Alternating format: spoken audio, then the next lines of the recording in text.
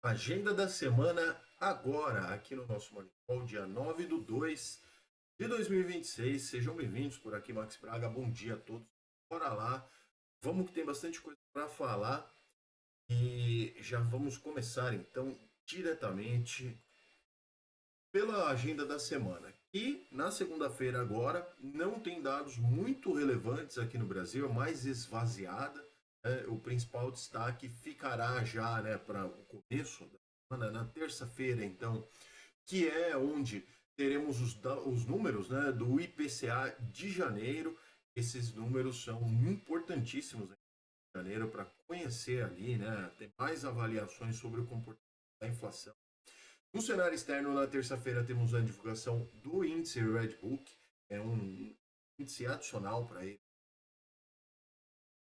Na quarta-feira, então, teremos a agenda doméstica daqui do nosso país, trazendo os números do IPP, que seria o índice de preços ao produtor, perdão, de dezembro ainda relevante para a análise, né, de números inflacionários e entender como que fechou a dinâmica aqui nos mercados na cadeia produtiva. No exterior o foco fica com o payroll, porque ele deveria ter sido publicado na sexta-feira passada, mas por conta não lançado vai, não foi e vai ser divulgado então agora na quarta-feira. Os dados são amplamente acompanhados e mexe nos da bolsa, hein?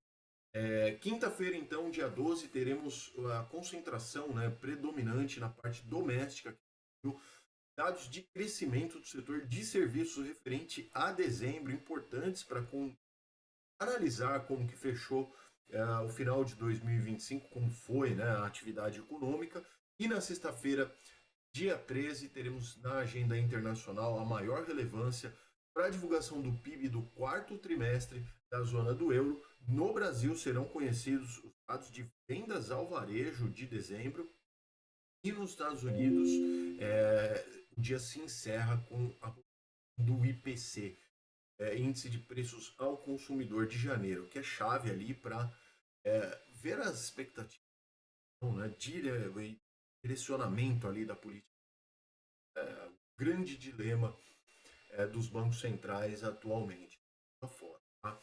No desempenho dos mercados na sexta-feira, muita volatilidade, porque até de manhã uma capa mais triste, mais vermelho o cenário, né? Falando de que os mercados abriam muito negativos, no final virou tudo.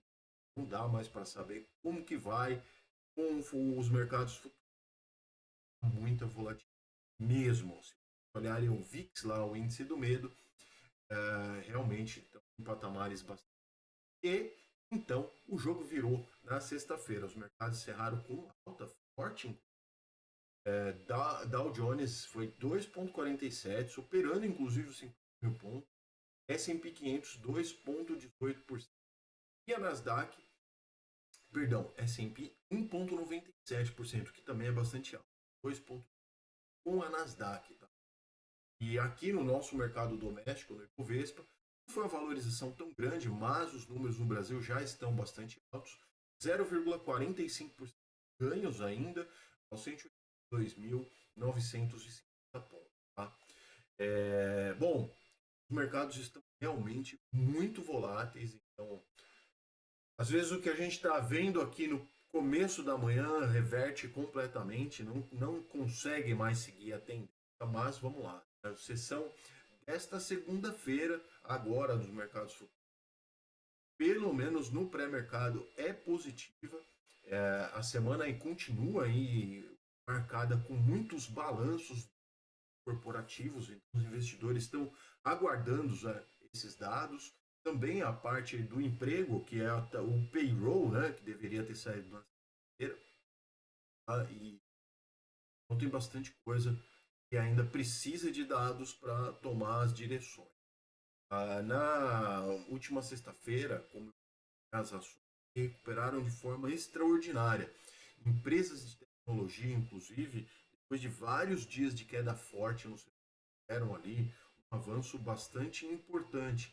E o Bitcoin se recuperou das perdas também após uma forte desvalorização de 50%. em relação ao seu pico em outubro, dos $120 do ano passado. Tem se recuperou bastante os ETFs, enfim, os índices, etc.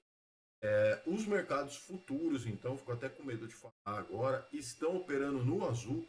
Dow Jones Futuro 0,18, S&P 500 0,10 e a Nasdaq Futuro 0,09. Tá? Mercados da Ásia e no Pacífico fecharam, então, em alta, com as ações japonesas liderando ali de longe ganhos na região, né? Depois que, então, a primeira-ministra, Sanai Takahashi, ganhou, teve uma vitória histórica nas eleições, a primeira que ela enfrentou, e o Partido Liberal Democrático de lá, atualmente, conquistou a supremacia de 2/3 na Câmara Baixa.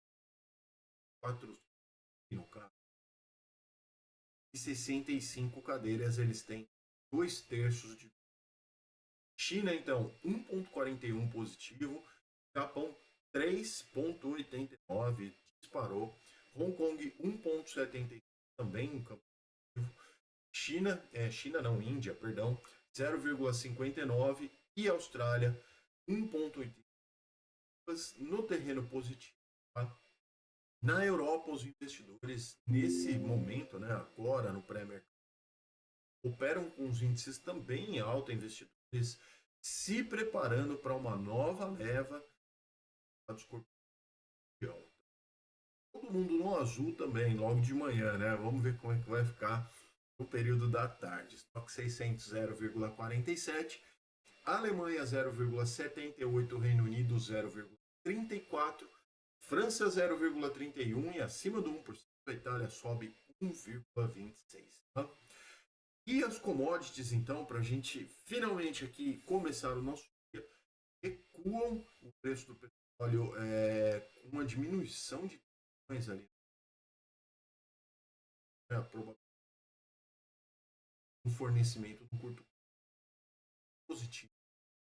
E as cotações do minério de ferro na China também fecharam em baixa, sexta sessão consecutiva, aumento dos estoques chineses, petróleo Brent, então, 0,54 de queda nesse momento, $60,51 e o minério de ferro na bolsa, no porto de Italiano, lá na China, fechou então 0,46 de Bitcoin com a relação ali, fechou então, né? FQ, eu sei, é o IBIT, fechou então na 9,92 de valorização. Abre agora para esse mercado. Ufa, é isso aí. Até que fui rápido, antes dos 10 minutos. Dá tempo. Pergunta aqui na caixa de comentários. Se quiser fazer parte da nossa comunidade. Se você quiser fazer parte da nossa comunidade aqui no WhatsApp, escaneie o QR. Notícias do mercado financeiro, entre outras, este comunicado também. Um forte abraço a todos, boa semana.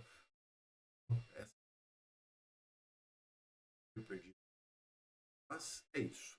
Trabalhar, bons negócios.